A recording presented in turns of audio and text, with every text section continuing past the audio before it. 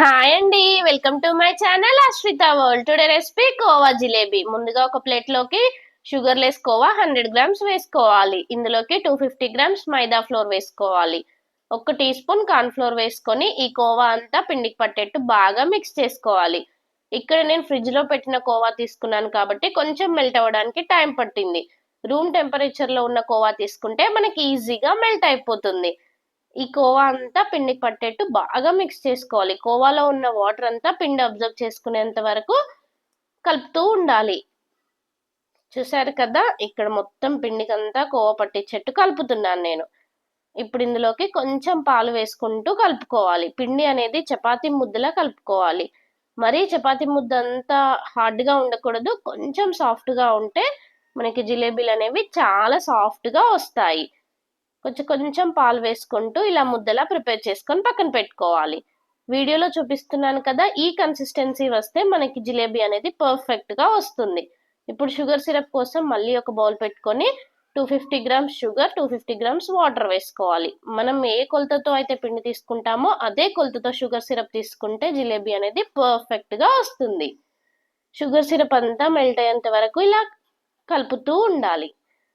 మనకి sugar syrup అనేది consistency లేత పాకం వస్తే సరిపోతుంది. చూసారు కదా, ఇలా స్టిక్కీగా వస్తే సరిపోతుంది. ఇప్పుడు మళ్ళీ ప్యాన్ పెట్టుకొని ప్యాన్ హీట్ అయ్యాక ఆయిల్ వేసుకోవాలి. డీప్ ఫ్రైకి సరిపడినంత. మనం ముందుగా ప్రిపేర్ చేసి పెట్టుకున్నాం కదా పిండి ముద్ద, అందులో నుంచి చిన్న బాల్ సైజ్ అంతా తీసుకొని ఇలా రోల్ చేస్తూ మనం ప్రిపేర్ చేసుకోవాలి. పాల తాలికలు ఉంటాయి కదా, అలా ప్రిపేర్ చేసుకోవాలి. మరీ లావుగా కాకుండా మరీ సన్నగా కాకుండా మీడియం సైజ్ లో ప్రిపేర్ చేసుకుంటే జిలేబీ అనేది పర్ఫెక్ట్ గా క్రిస్పీగా వస్తుంది. లోపల జ్యూసీగా, పైన క్రిస్పీగా బాగుంటుంది. చూసారు కదా, ఇలా మంచిగా రోల్ అనేది ప్రిపేర్ చేసుకోవాలి.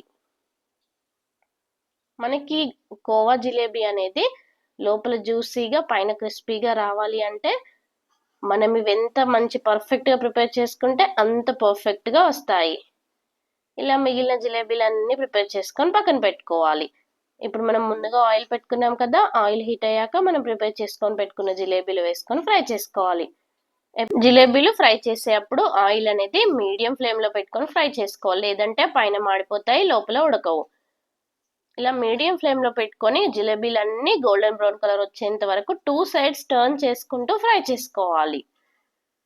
ఒక్కసారి తిన్నారంటే కంపల్సరీగా టేస్ట్ చేస్తారు, అంత సూపర్ గా ఉంటాయి. పైన క్రిస్పీగా, లోపల జ్యూసీగా సూపర్ గా ఉంటాయి. ఇలా మధ్య మధ్యలో కలుపుతూ ఫ్రై చేసుకోవాలి.